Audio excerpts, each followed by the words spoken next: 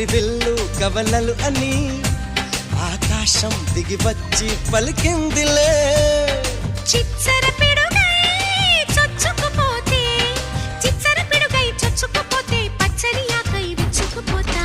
తన నాన్న నెమలి కన్నోడా, నన్న నమిలే చూపోడా.